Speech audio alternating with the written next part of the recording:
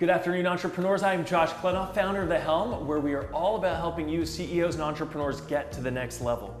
I'm joined today by an incredibly special guest, Marcus Sheridan, who's co-owner of River Pools and who took River Pools from just another pool company to being the most trafficked website in the world for pools. He's also founder of the Sales Line, and he's going to help us today rethink what our business actually is. Not what we say it is, what it actually is. Marcus, awesome to have you with me. Thank you for joining. Yeah, you too, Josh. It's good to be here, man. I'm excited to hopefully bring some value to your audience there. So we're going to have a good time, I'm sure.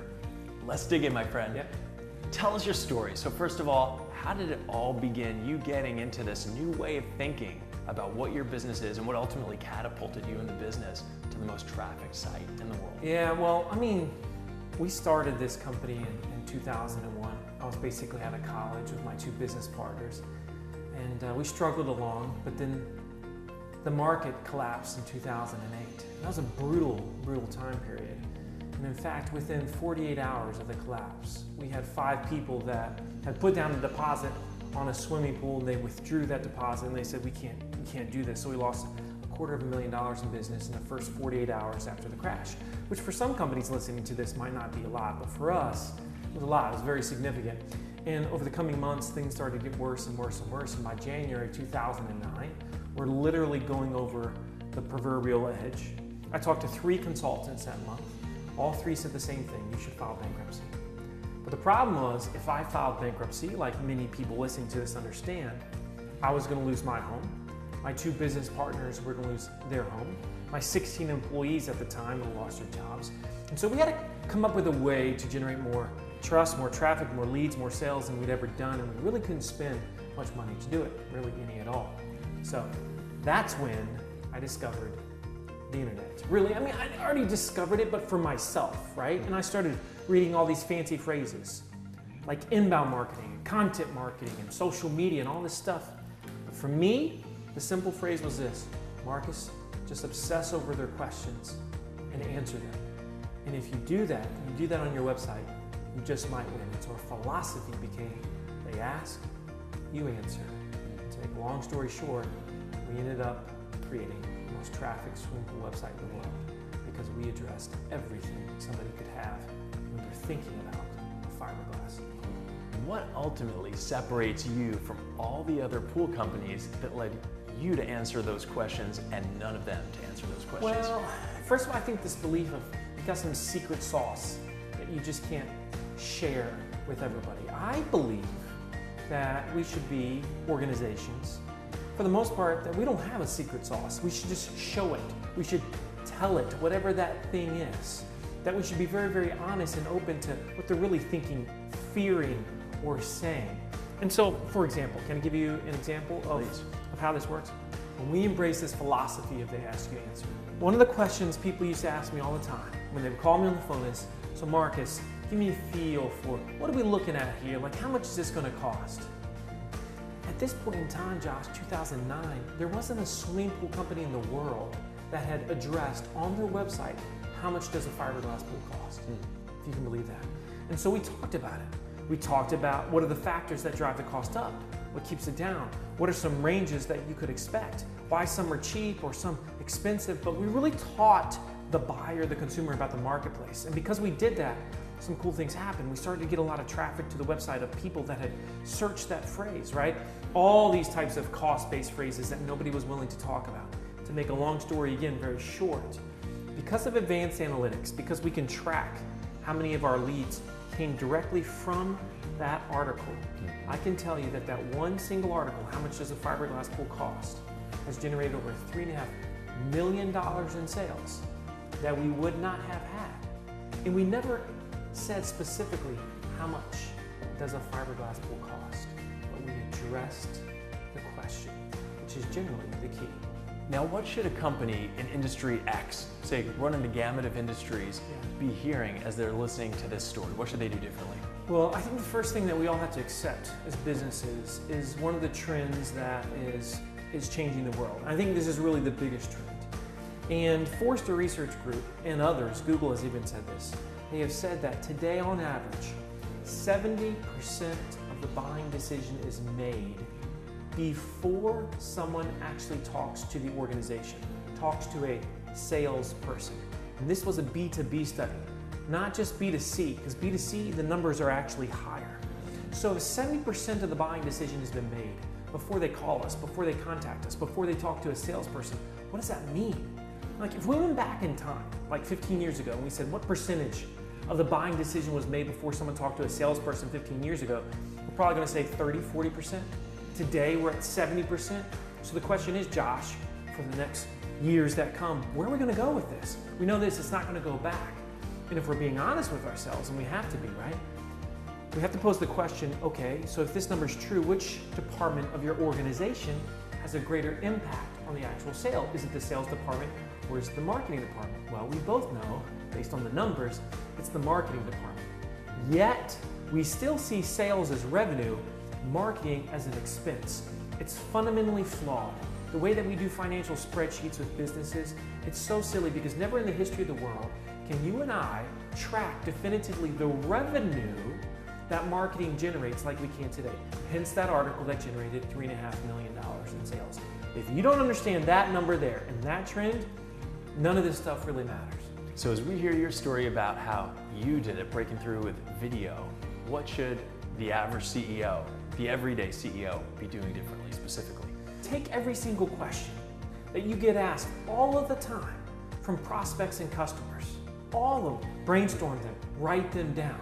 Now ask yourself, how many of these have we answered on the website, on our digital properties? If somebody wants to know that, could they find it on our site right now? And don't think you can save it for that sales conversation, because by that point you've lost the majority of them in the first place, right?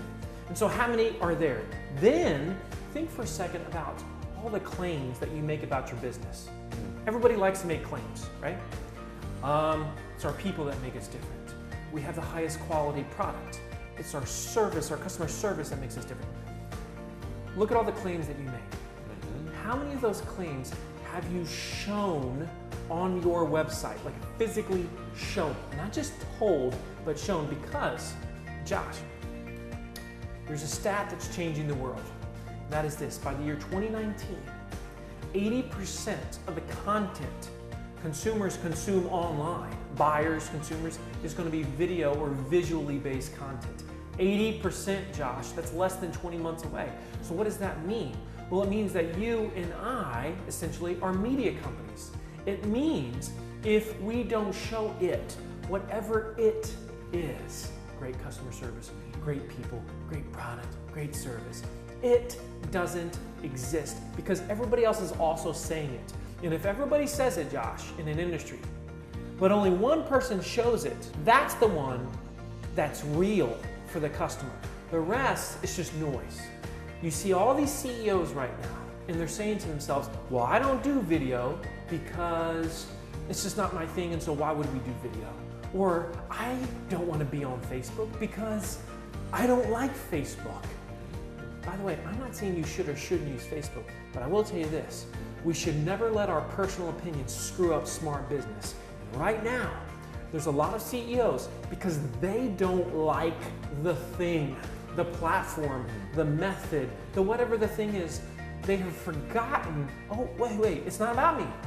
Because it's not about us, Josh. It ain't about me, Marcus. I don't like Facebook, but I do it. And I do it because that's where my customers are. Now, if my customers weren't there, I wouldn't do it. My customers want to be taught, therefore I teach them. My customers want to see the thing in order to say, maybe I want that thing, or maybe I want to work with that company. And thus, we make sure they have the ability to say, I can see it, and because I can see it, I trust it, and I'm willing to call this company. That's the reality. That's the world that we're in, man. This is the rising tide. It's going to rise whether we move our lounge chairs or not, and so we better adjust to the marketplace.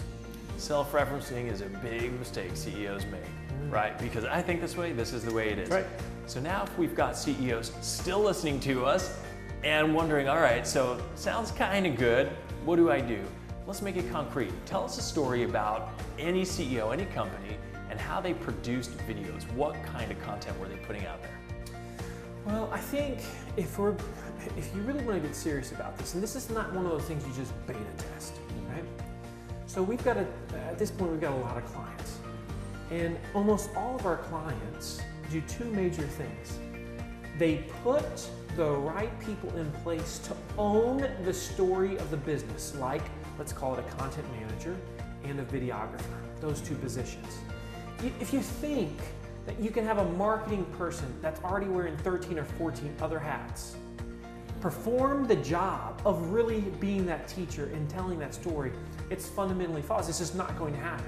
And so almost all of our clients, as a part of working with us, because we know what works and what doesn't, Josh, if they're going to win big, they need to get serious about this, and they have that full-time videographer.